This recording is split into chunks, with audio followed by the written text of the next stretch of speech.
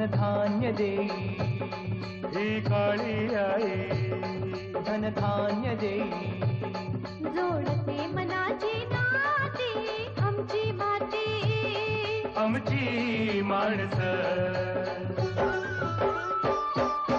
आमची माती आमची माणसं आमची माती आमची माणसं आमची माती आमची माणसं आमची माती आमची माणसं. नमस्कार मंडळी, आमची माती आमची माणसाच्या आजच्या भागामध्ये आपणा सर्वांचं मनपूर्वक स्वागत. मंडळी, आजच्या आपल्या चर्चेचा विषय आहे देवणी प्रजातीच्या गायींची गुणवैशिष्ट्य आणि संवर्धन. आपणा सर्वांना माहिती आहे की अनादी काळापासून आपल्या देशातील शेतीला पशुसंवर्धनाची अत्यंत महत्त्वाची अशी साथ लाभली. गेल्या काही वर्षात देशातील शेती उत्पादनाच्या बरोबरीनेच गोवंश आणि पशुपक्ष्यांच्या संख्येमध्ये सुद्धा तितकीच वाढ झालेली आपल्याला दिसते. आणि म्हणूनच आज देवणी प्रजातीच्या गायींची गुणवैशिष्ट्य आणि संवर्धन या विषयावर आपण जास्तीत जास्त माहिती जाणून घेण्याचा प्रयत्न करणार आहोत. आणि त्यासाठी तज्ज्ञ म्हणून आपल्या स्टुडिओमध्ये उपस्थित आहेत डॉक्टर श्रीधर शिंदे, जे पशुधन विकास अधिकारी खरोळा तालुका जिल्हा लातूर इथं कार्यरत आहेत. शिंदे सर, स्टुडिओमध्ये आपलं स्वागत आहे. नमस्कार. नमस्कार. नमस्कार सर, चर्चेला सुरुवात करूया. मला सांगा, शेतीला पशुपक्ष्यांच्या संवर्धनाची साथ लाभते असं आपण म्हणतो, त्याचं नेमकं आपल्याला विवेचन कसं करता येईल? आज आपण पाहतोय की आपल्या देशामध्ये अनेक प्रकारचे पशुपक्षी आपल्याला दिसून येतात. आपला देश जैवविविधतेमध्ये समृद्ध आहे आणि या समृद्धतेचं जतन आणि संवर्धन हे करणं हे आपल्या हिताचं आहे. नक्कीच. आपल्या देशामध्ये आजपर्यंत 37 देशी गोवंशाची नोंद झालेली आहे आणि ही नोंद आपल्या देशाची शिखर संशोधन संस्था राष्ट्रीय पशु अनुवांशिक संशोधन संस्था कर्नल यांनी केलेली आहे. या 37 देशी गोवंशाचं आपल्याला जर वर्गीकरण करायचं असेल तर त्याचे 3 गट आहेत. पहिला गट आहे दुधाळ देशी गायींचा. यामध्ये लाल सिंधी, सहिवाल, गीर या जाती येतात. दुसरा गट आहे कामासाठी बैल निर्माण करणाऱ्या गायी आणि यामध्ये महाराष्ट्रातील लालकंदरी आहे, खिल्लार आहे, त्यानंतर आपले डांगी आहे, या अशा जाती येतात. आणि तिसरा जो प्रकार आहे हा दुहेरी उपयोगाचा गट आहे. हा अत्यंत महत्त्वाचा देशी गायींचा गट आहे. या गटामध्ये आपल्याकडे दुधासाठी गायींचा उपयोग होतो आणि बैलांचा उपयोग शेती कामासाठी होतो. यामध्ये आपल्या महाराष्ट्रातील गवळाव ही जात आहे, त्याचबरोबर थारपारकर आहे, राठी आहे, त्याचबरोबर आपल्या मराठवाड्यातील देवणी ही गाय सुद्धा आहे. तर या 37 देशी गोवंशापैकी 5 जाती आपल्या महाराष्ट्रातील आहेत. आणि त्या आहेत खिल्लार, डांगी, त्याचबरोबर गवळाऊ, लाल कंदारी आणि देवणी या जाती आहेत. सर, मला सांगा, असं आपण ऐकतो की देवणी जातीच्या ज्या गायी किंवा आपल्याला जे गोवंश आपण म्हणतो तो मराठवाड्यामध्ये जास्तीत जास्त प्रमाणात विकसित झाल्याचं कळतं. तर त्याचं नेमकं कारण आपल्याला कसं सांगता येईल किंवा तो विकास कसा झाला याविषयी काय सांगा? ही देवणी ही जात दुहेरी उपयोगाची, म्हणजे दूध देणारी त्याचबरोबर शेती कामासाठी ओढकामासाठी बैल देणारी जात आहे. तसं पाहिलं तर इतिहासाची पानं जेव्हा आपण उघडतो त्यावेळेस असं लक्षात येतं की ही जात 300 वर्षापूर्वी निर्माण झालेली आहे. आणि या जातीसाठी गुजरातमधील गीर गाय, त्याचबरोबर आपल्या खानदेशातील डांगी आणि स्थानिक मराठवाड्यातील स्थानिक जनावरे यांच्यातून ही देवणी जात निर्माण झालेली, यांच्या संकरातून निर्माण झालेली आहे. नंतर स्वातंत्र्यानंतर लातूरचे सुपुत्र आणि महाराष्ट्राच्या पशुसंवर्धन विभागाचे माजी संचालक डॉक्टर मुन्शी अब्दुल रहमान यांनी खरं तर ही जात अखिल भारतीय पातळीवर, मी तर किंबहुना म्हणेल की जागतिक पातळीवर त्यांनी पोहोचवली. कारण त्या बाबतीत संशोधन त्यांनी केलं. 1952ला त्यांनी देवणी कॅटल ब्रीडिंग फार्म सुरू केला आणि यामुळे या जातीचा जास्तीत जास्त विकास होत गेला. आणि त्यानंतर आपल्या भारतातील अखिल भारतीय पशु प्रदर्शनामध्ये देवणीनं 32 वेळा भाग घेतलेला आहे आणि 32 पैकी 16 वेळा चॅम्पियन ऑफ द शो हा मान तिने मिळवलेला आहे. त्याचबरोबर दुहेरी गटामध्ये ओंगोल जातीबरोबर हिचा जास्त स्पर्धा असते आणि त्या ओंगोल जातीबरोबर हे करून सुद्धा दुहेरी गटामध्ये या जातीनं विशेष अव्वल बक्षीस मिळवलेलं आहे. तर अशी ही देवणी अतिशय उपयुक्त प्रत्येक शेतकऱ्यांना हवी जात आहे. अच्छा. मला सांगा सर, पर्यावरणीय दृष्टीनं देवणी जात मराठवाड्यात नेमक्या कोणत्या भागात आढळते आपल्याला? हा खूप महत्त्वाचा प्रश्न आहे सर. तसं पाहिलं तर हिचं मूळ स्थान, जन्मभूमी जी आहे ती देवणी आहे.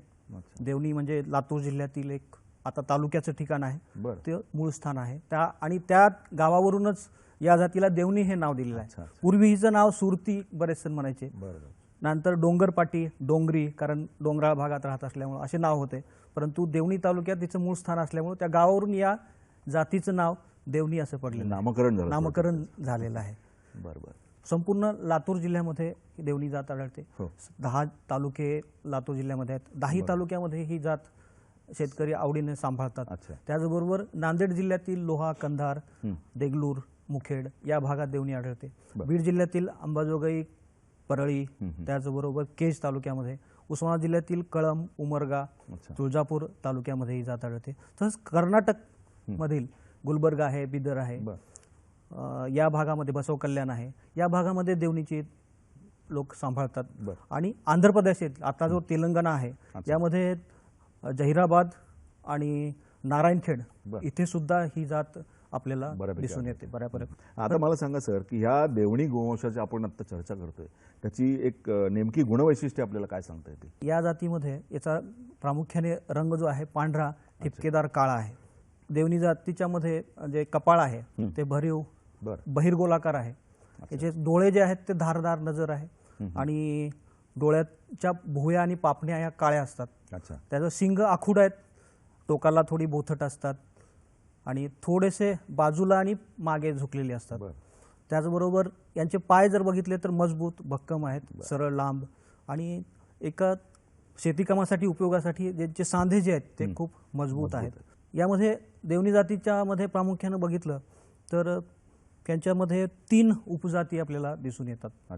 3 उपजातीमध्ये पहिला प्रकार ही शेतकऱ्यांच्या दृष्टीनं अतिशय महत्त्वाचा आहे की पहिली जी उपजात किंवा प्रकार आहे त्याला आपण वानेरा म्हणतो. वानेरा हे नाव त्यात वानरावरूनच पडलेलं आहे, कारण तोंडाचा भाग जो आहे चेहऱ्याचा, गाल आणि डोळे, हे डोळ्याचा मागचा भाग हा काळा असतो आणि संपूर्ण शरीर पांढरा असतं. त्यामुळे याला वानेरा म्हणतात. आणि पूर्ण देवणीची जी संख्या आहे देवणी जनावरांची त्याच्यापैकी 44% वानेरा उपजातीतील जनावरे आढळतात. प्रमाण मोठं आहे त्यांचं. आणि दुसरा प्रकार जो आहे तो सेवरा म्हटलं जातं. सेवरा म्हणजे काळा बांडा, काळा पांढरा रंग असतो आणि त्याच्यावरती विविध आकाराचे काळे ठिपके असतात. याचं जे प्रमाण आहे एकूण देवणी जातीच्या हे 46% आहे. तिसरा जो प्रकार आहे तो आहे बळंक्या असं म्हटलं जातं, म्हणजे संपूर्ण पांढरा, कुठेही डाग दिसणार नाही, परंतु काही जनावरांमध्ये खालच्या बाजूला पोटाला कुठेतरी काळा डाग दिसतो अशी. आणि यांचं प्रमाण फक्त बळंक्या जो आहे यांचं प्रमाण 10% आहे, सर्वात कमी आहे. तर हे 3 उपप्रकार झाले. आणि आता जे आपण गुणवैशिष्ट्याबद्दल म्हटलं की त्यांची वसिंड जी आहे गायीमध्ये विकसित नसते, पण वळूमध्ये किंवा बैलांमध्ये वसिंड विकसित असते, मोठी आहे, भरीव आहे. त्याचबरोबर खुरं जे आहेत महत्त्वाची, हे खुरं त्यांचे काळे, मजबूत, एकसारखे असतात आणि प्रमाणबद्ध असतात. त्यामुळे चालताना त्यांना उपयोग होतो. त्याचबरोबर शेपूट जे आहे ते लांब, गुडघ्याखाली आणि शेपूटगोंडा काळा पांढरा किंवा काळा पांढरा मिक्स असतो. कातडी जी आहे या गाई जनावरांची, ही कातडी मध्यम जाडीची असते. याच्यामुळे त्यांना घामाच्या ग्रंथी त्याच्यामध्ये जास्तीत जास्त असतात. त्यामुळे उष्णतेमध्ये सुद्धा काम करताना शरीराचं तापमान मेंटेन करण्यासाठी उपयोग होतो. जर उंची बघितली तर सरासरी उंची 54 ते 55 इंच आहे जनावरांमध्ये. सर, पुढचा प्रश्न मला असं विचारायचं की या देवणी गायी आणि बैलांच्या उत्पादन क्षमता किंवा त्यांची उपयुक्तता विषयी आपल्याला काही माहिती सांगता येईल? हो, नक्कीच. गायीची उत्पादन क्षमता बघितलं तर आपल्याला दुधाची उत्पादन क्षमता आणि प्रजनन क्षमता ही वैशिष्ट्ये सांगता येतील. यामध्ये दुधाच्या बाबतीत जर सांगायचं झालं तर गायीची उत्पादन क्षमता सरासरी एका वेतातील गायीचं उत्पादन हे 1000 ते 1200 लिटर आहे. आणि गायीची कास ही पुष्ट मोठी विकसित झालेली असते. 4 सड काळे असतात, काळ्या रंगाचे, आणि प्रमाणबद्ध अंतरावर असतात. त्यामुळं कासाची ठेवण सुद्धा खूप चांगली आहे. त्यामुळं गायी दुधासाठी सुद्धा खूप प्रसिद्ध आहेत. त्याचबरोबर या गायीचं पहिल्या ज्या कालवडी आहेत या कालवडीचं माझावर येण्याचं वय जे आहे ते 34 महिने आहे. गर्भधारणा होण्याचं पहिलं वय जे आहे सरासरी 36 महिने आणि पहिल्या विताचं सरासरी वय हे 46 महिने आहे. यामध्ये एका गाय जवळपास तिच्या पूर्ण आयुष्यामध्ये सरासरी 8 ते 10 वेळा 10 वासरं देते. बर. गाईचं वजन सरासरी पाहिलं तर 450 किलो अच्छा आहे. आणि दुधाच्या बाबतीत बघितलं, आज देशी गोवंशाचं दूध जे आहे हे A2 टाईपचं दूध म्हणजे आरोग्यदायी जे दूध म्हणतो, त्याच्यामुळे A2 दुधाची व्हॅल्यू परदेशात बघितलं तर 5-10 पट जास्त आहे. अच्छा. तर हीच गाईचं याच्यावरती जर फोकस केलं तर ह्या दुधाला निश्चित चांगली किंमत मिळू शकते. आणि परदेशात न्यूझीलंड, ऑस्ट्रेलिया, अमेरिका, चायना इथे हे A2 दुधाचं विक्री सेपरेट होते. गोवंश प्रजातीच्या जनावरांमध्ये पण काही गुणदोष असतीलच ना? हो, तर नक्की. त्याविषयी आपल्याला काय सांगतो? तर याच्यामध्ये दोष आहेत, काही दोष आहेत. वाकडेपणा हा दोष दिसतो, म्हणजे कोड फुटल्यासारखं गाईच्या जे शरीरावर शरीरावरती आपल्याला पांढरे डाग दिसतात. बर. आणि त्याच्यामुळे गाईची स्किन रफ दिसते. अच्छा. कातडीचे रोग होऊ शकतात. उष्णता सहन करण्याची ताकद कमी होते. म्हणजे या दोषामुळं गाई हा एक अनुवंशिक दोष आहे. बर. त्याचबरोबर मागचे पाय जे आहेत हे मागचे पाय पुढच्या पायापेक्षा थोडेसे लांब असतात. त्याला लेगिनेस सुद्धा म्हणतात, उंच असतात. त्याचबरोबर गाईचे खूर गाजरे असणं. गाजरे म्हणजे पांढऱ्या कलरचे किंवा गाजर आपलं जे आहे त्या कलरचे रंगाचे हे दिसतात. आणि साधारणतः चांगल्या गायीमध्ये हे खूर काळे असतात, मजबूत असतात. त्यामुळं खुरांचे आजार जास्त होऊ शकतात. अच्छा. हे 2 अवगुण आपल्याला सांगितले. त्याचबरोबर पांढऱ्या पापण्या आहेत. पांढऱ्या पापण्या सुद्धा या गुरांमध्ये नसायला पाहिजेत. त्याचबरोबर हे अवगुण टाळण्यासाठी असं पशुवैद्यकीय महाविद्यालय उदगीर, परभणी, त्याचबरोबर कृषी महाविद्यालय लातूर आणि परभणी यांनी या अवगुणावरती खूप संशोधन केलेलं आहे, बरंच सर्वेक्षण केलेलं आहे. आणि याच्यामधून असं दिसलेलं आहे की हे शेतकऱ्यांच्या काही चुकांमुळे घडलेलं आहे. कारण आजपर्यंत शेतकऱ्यांनी काय केलं की वानेरा जातीला प्राधान्य दिलेलं आहे. तर याच्यामध्ये शेवरा जात जर बघितली आपण, काळा बांडा जो म्हणतो, ह्या जातीमध्ये हे सगळे जे अवगुण आहेत हे खूप कमी प्रमाणात आहेत. अच्छा. त्यामुळे शेवरा जातीचा अंतर्भाव किंवा शेवरा जातीची जनावरं, उपजात देवणी गोवंश मध्ये उपप्रकार जो आहे याचा सांभाळ, याचं संगोपन शेतकऱ्यांनी जास्तीत जास्त केलं पाहिजे. आणि वळू म्हणून नैसर्गिक संयोगासाठी किंवा कृत्रिम रेतनासाठी याचा अंतर्भाव केला पाहिजे, असं या संशोधनातून आणि सर्वेक्षणातून लक्षात आलेलं आहे. शेतकऱ्यांनी एवढंच लक्षात ठेवावं की ह्या जे काही अवगुण आहेत, लांब बोंबूट असतं, बोंबूट जो आहे ते प्रमाणबद्ध असतं, परंतु काही ह्याच्यामध्ये दोष हा आहे की जास्त बोंबूट लांब असतं. त्याचबरोबर पोळी लांब असते, मोठी असते, त्यामुळे जनावरांना चालता येत नाही व्यवस्थित, त्याच्यामध्ये दोष निर्माण होतो दिसतो आपल्याला. तर असे हे अवगुण आपल्याला टाळण्यासाठी शेवरा जातीचा आता तरी अंतर्भाव करणं संकरित हाच एक मुख्य उपाय आहे. आणि सिलेक्शन मध्ये ज्या गायींमध्ये हा असा दोष आहे किंवा वळूंमध्ये दोष आहे तो वापरायचा नाही पुढच्या पिढीत संयोगासाठी, संकरासाठी वापरायचा. पुढील म्हणजे अनुवंशिक हा दोष आहे, त्याच्यामुळे पुढच्या याच्यासाठी न जाण्यासाठी वापरायचा नाही. बरोबर. सर, मला सांगा की ह्या देवणी गोवंशाच्या बाबतीत म्हणजे त्यांच्या पैदाशीच्या बाबतीत शासनाचं काही विशिष्ट धोरण आहे का? नक्कीच सर. याच्यामध्ये शासनाच्या देवणी प्रदेशामध्ये ज्या ठिकाणी देवणीची जनावरं आढळतात अशा ठिकाणी प्रत्येक दवाखान्यामध्ये कृत्रिम रेतनाची सोय आहे. चांगल्या प्रकारचा वळूचं निवड केली जाते आणि त्या वळूपासून कृत्रिम रेतनासाठी इंजेक्शन्स तयार केली जातात. आणि हे जे वीर्य किंवा रेतमात्रांचा साठा आहे तो प्रत्येक दवाखान्याला दिलेला जातो. आणि शेतकऱ्यांची गाय किंवा कालवड माझ्यावर आल्यानंतर दवाखान्यामध्ये किंवा त्यांच्या गोठ्यावरती जाऊन शासनाचा अधिकारी हा कृत्रिम रेतन करतो. आणि ज्या भागामध्ये कृत्रिम रेतनाची सोय पोहोचत नाही अशा भागामध्ये आपल्याला शासनाकडून देवणीचा शुद्ध जातीचा वळूचा पुरवठा केला जातो. आणखीन एक महत्त्वाची गोष्ट इथे सांगावीशी वाटते.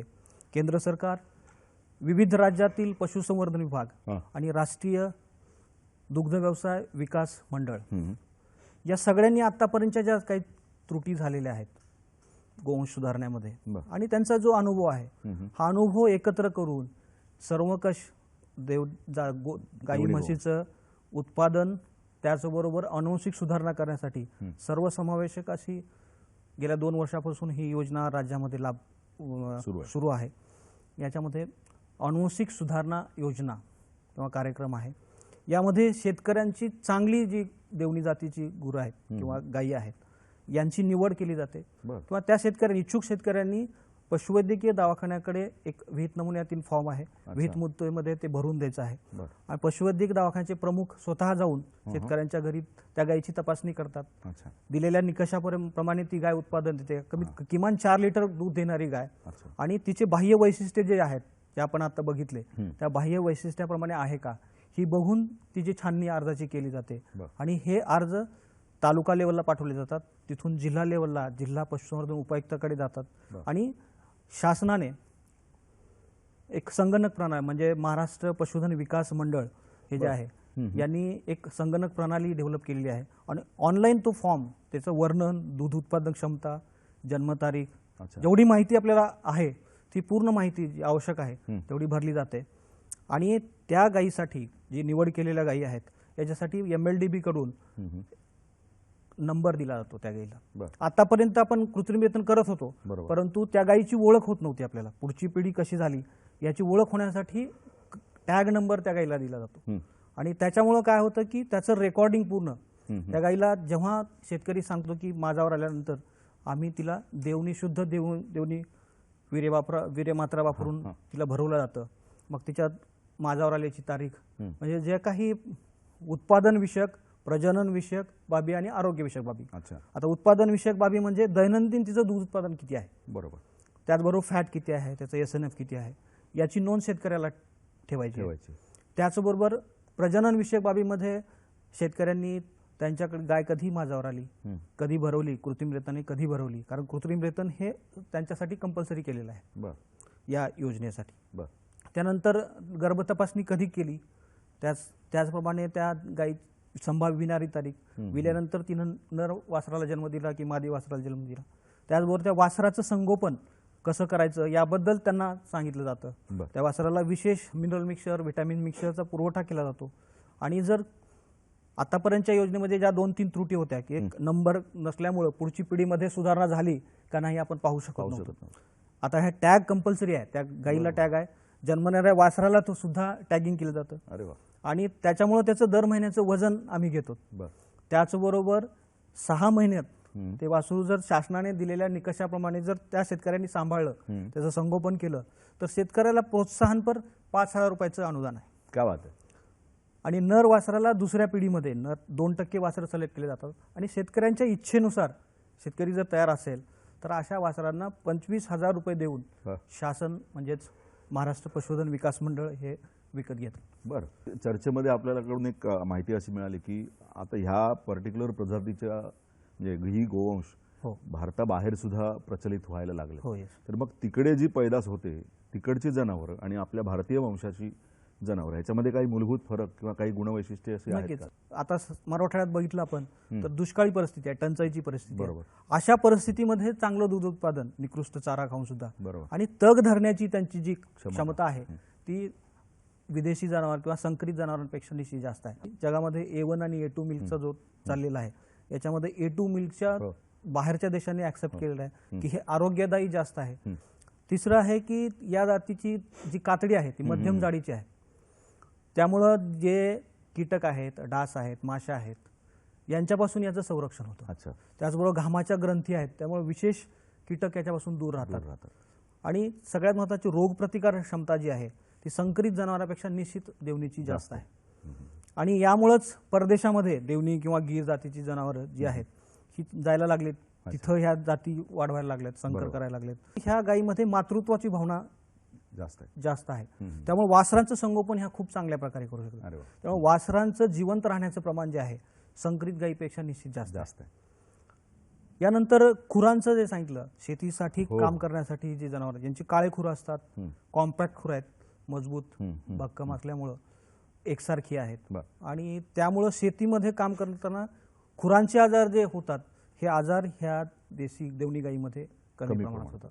तर असे हे अनेक गुणवैशिष्ट्ये आपल्याला उपयोगाचे शेतकऱ्यांसाठी आहेत. या सगळ्या एकंदरीत चर्चेचा जर आपण गोषवारा घ्यायचा म्हटलं तर शेतकऱ्यांना आपल्याला नेमकं काय सांगता येईल, इस्पेशली या देवणी गोवंशाचं जतन संवर्धन करण्याच्या दृष्टीने?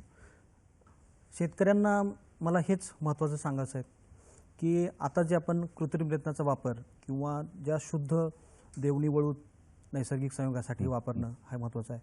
आणि आता जी शासनाने अनुवंशिक सुधारणा कार्यक्रम जाहीर केलेला आहे त्या कार्यक्रमामध्ये जास्तीत जास्त देवणी गोवंशाच्या पशुपालकांनी भाग घ्यावा आणि याचं नोंदणी महत्त्वाची आहे. त्यांचं आरोग्य सुधारण्यासाठी वेळेवर जंतुनाशक औषधं, गोचिड निर्मूलन करणं आणि रोग प्रतिबंधक लसीकरण जर आपण केलं तर या सगळ्या गोष्टी जर आपण लक्षात ठेवल्या तर निश्चित देवणी गोपालकांमध्ये या अनुवंशिक सुधारणा त्यांच्यामध्ये होईल आणि दूध त्याचबरोबर ही जी बैलांचा उपयोग आपल्याला कार्यक्षमपणे शेतीसाठी करता येईल. नक्कीच सर, आपण आमच्या स्टुडिओमध्ये आज आलात आणि ह्या देवणी प्रजातीच्या गायींची गुणवैशिष्ट्ये, गोवंशाची गुणवैशिष्ट्य आणि त्यांच्या संवर्धनाविषयी जी माहिती दिली आहे, उपयुक्त माहिती आमच्या शेतकरी बांधवांना दिली आहे, त्याबद्दल मी आमच्या सर्व शेतकरी बांधवांच्या वतीनं आणि दूरदर्शनच्या वतीनं आपले या ठिकाणी मनपूर्वक आभार मानतो. धन्यवाद.